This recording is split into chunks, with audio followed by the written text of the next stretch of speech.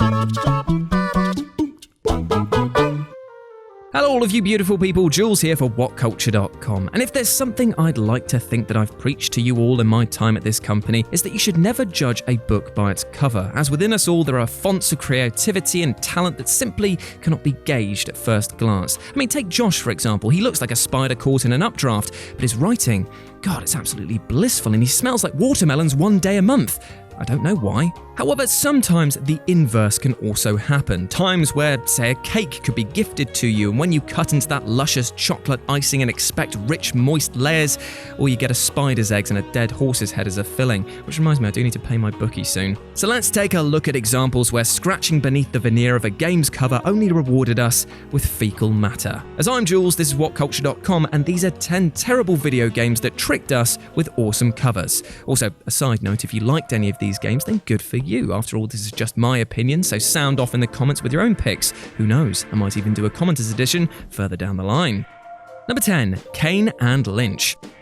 Kane and Lynch, what could have been, eh? The idea was there, the money was there, and just look at the front cover of the first game, which honestly looks amazing. Just look at the beat up and haggard look of the protagonists. They look like they've been put through the ringer, and the ways that the cityscapes and the gameplay is contained within the guns make it clear that violence is their life, and life is bloody hard. Unfortunately though, that's not what we got with this game. I mean, true, things started off well with the quirky characters introducing their many flaws, but mechanically this game just fell so flat. The gunplay was like every other third-person shooter, the hordes of goons made everything feel like a slog, and those stealth sections, God, well, put it this way, you see how Kane is looking on the cover? Well, that's a perfect visual metaphor for what these sections did to my happiness. And trust me, things didn't get any better with the sequel, Kane and Lynch Dog Days, which may as well have been called Kane and Lynch Dog Dick.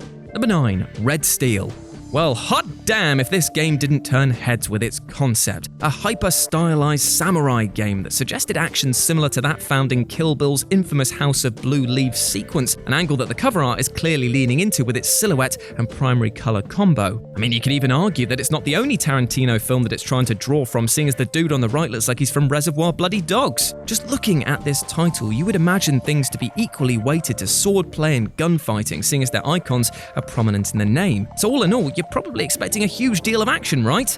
Well, action is what you're gonna get, but Lord save you if you think you're gonna be able to have any meaningful impact on the events thanks to the then dodgy as hell Wii motion control sensors. Because remember, this was way back before the Wii dialed in its one-to-one motion controls, and so the game would glitch out for seemingly no reason at all. And worse still, the swordplay only actually accounted for a fraction of the gameplay, meaning that you've got a game that feels about as intuitive as trying to eat soup with boxing gloves during an earthquake, and about as messy an experience.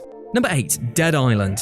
Dead Island might be a fun, if incredibly dumb experience, but my lord was this game marketed as the second coming of Christ. It's a title that's actually appeared multiple times on WhatCulture because of how its trailer, while being an absolute thing of beauty, completely missold what players would actually get from the game. And the box art, well, it's no different. I mean, look at this, and then look at the gameplay. How are these two linked again? This box art makes everything seem so dour and oppressive, where even the zombie looks overwhelmed by the bleakness as it's slumping to its knees during a storm. It sells you on the emotion of a zombie outbreak on an island with no escape, which is pretty cool, right? But remind me, what's the first thing that you did in this game again? Oh yeah, you clap a zombie in the head with a paddle in the blazing sunlight and then twat a beach ball around for a while. Now to clarify, this game is not out and out terrible, as it can be a lot of fun with friends, but this box art and this trailer and hell, all of the marketing was selling a game that this was not, and for that reason alone, it makes the list.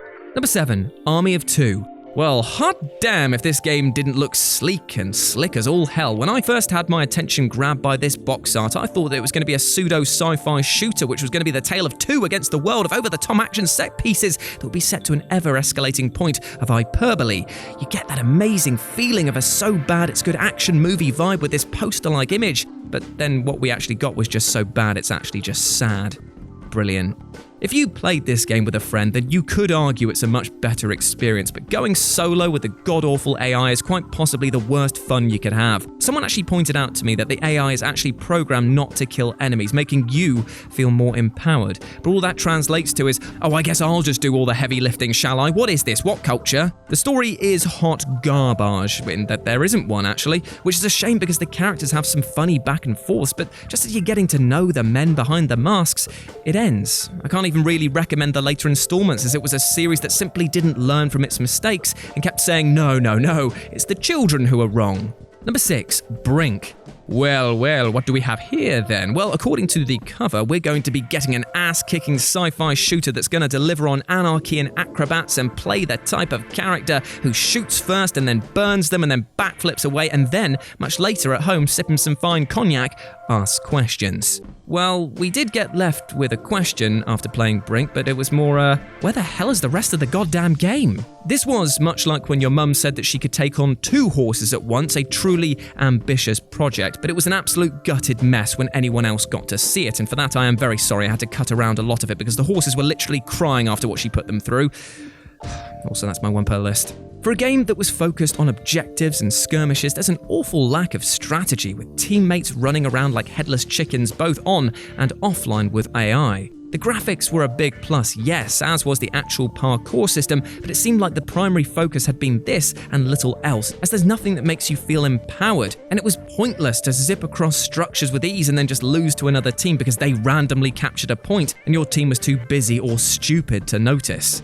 Number 5, Too Human. Well, my friends, that right there is an intense stare, isn't it? A kind of look that immediately draws you in with a promise of adventure and action. I mean, the runes sticking out at the bottom are an indication that this won't be your run-of-the-mill third-person shooter, and to be honest, with all of that, plus the tundra in the background, plus that shoulder pad, it speaks to me of my first love. And by that I mean Space Wolves from Warhammer. By the way, side note, go Russ. Also, if you like Warhammer, then check out Live and Let's Dice as a personal YouTube project that I'm launching with the support of WhatCulture, and yes, I do stuff outside of work. I have some form of nerdy life. However, back on track for a second, as this cover promised a techno-Norse vibe that the game did actually achieve pretty well.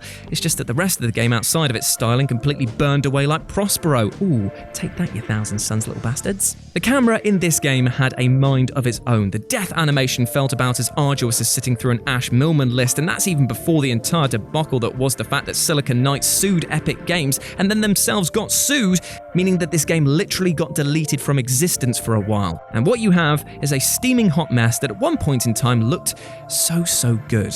What a shame. Number 4, Bugsy 3D. Right, I know what you're going to say. You're going to be like, Jules Bar, come on, man. Bugsy was always going to be a bit cock. And true, I should have learned my lessons with the earlier games, but you know what? There was something on the box art that goes above and beyond failing to deliver a promise to its player base because it contained a down-and-out lie. You see this right here, the Golden X award that was plastered very heavily on the front cover? Well, that award exists. That company, as has been found out, also exists because it also appears on the back of the box art for Crash 3, but this company, never gave that award to Bugsy 3D. So the developers of this basically just said, yeah, we'll be having that, thanks. How they managed to get away with this crap is unbelievable, but as a kid or a parent looking to buy, you'd look at that big gold award and be like, well, shucks, this game sure doesn't look like driving nails into my foreskin. And then you play it and, well, you get the idea.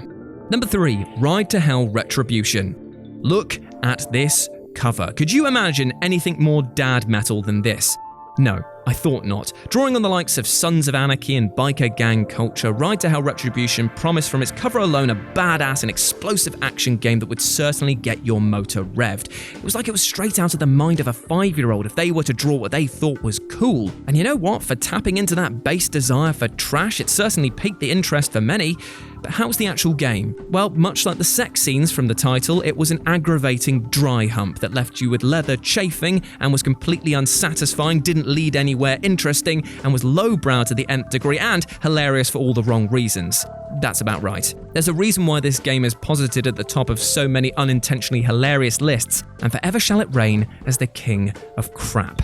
Number 2, Driver 3 or Drive 3er.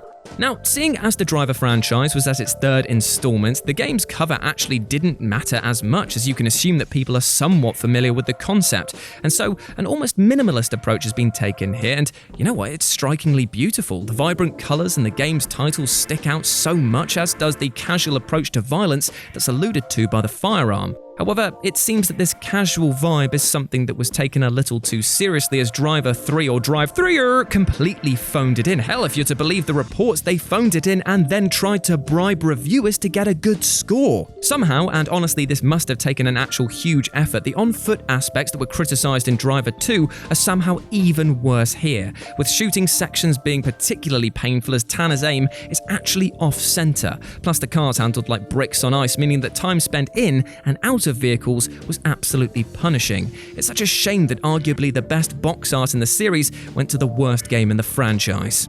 And number 1, Steel Battalion Heavy Armor. Let's begin this final entry with a bit of a gush. Now, I absolutely adore the Steel Battalion series, and the ridiculous 2002 entry had a controller that had 40 buttons and foot pedals. My god, my dick, it is the most nerdy thing that I never owned, but I still want it so badly. But then there came a near 10-year silence as the series looked to have slipped into obscurity, and then boom, Steel Battalion Heavy Armor. And look at that cover. Mechs, men, and a luscious dose of death all plastered all over the front. It was met with mass excitement, but it's one that should have been tempered thanks to one glaring issue. Can you see it? Well, have a look closer. No, not over there, you fool. Yeah, that's it. The Kinect controls. Oh boy, what a mess. This game butchered its motion controls by requiring so many gestures to be made that the sensor simply wouldn't register, and it slowed things down so much that firefights became an almost incomprehensible mess. I was sold on its cover of delivering action and automated killing machines, but in the end, all that death and destruction was just an extension of this game's code, as it was literally flatlining as soon as you opened the bloody box. And there we go, those were 10 terrible video games that tricked us with awesome covers. I hope that you enjoyed that, my friends, and I hope that whatever you get up to today, you absolutely smash it. Because you know what? You deserve love, happiness, and success. Don't let anyone tell you otherwise, alright? But as I said in the opening as well, appearances can be deceiving. You might have friends out there who are pretending that everything is alright, but might be going through some real trouble. So do yourself and them a favour and just reach out and ask them if they're okay. Trust me, from being on both sides of that coin, it can really help just opening a dialogue. As always, I've been Jules. You can go follow me at RetroJ with a 0 over on Twitter. You have been awesome. Never forget that. And I'll speak to you soon. Bye.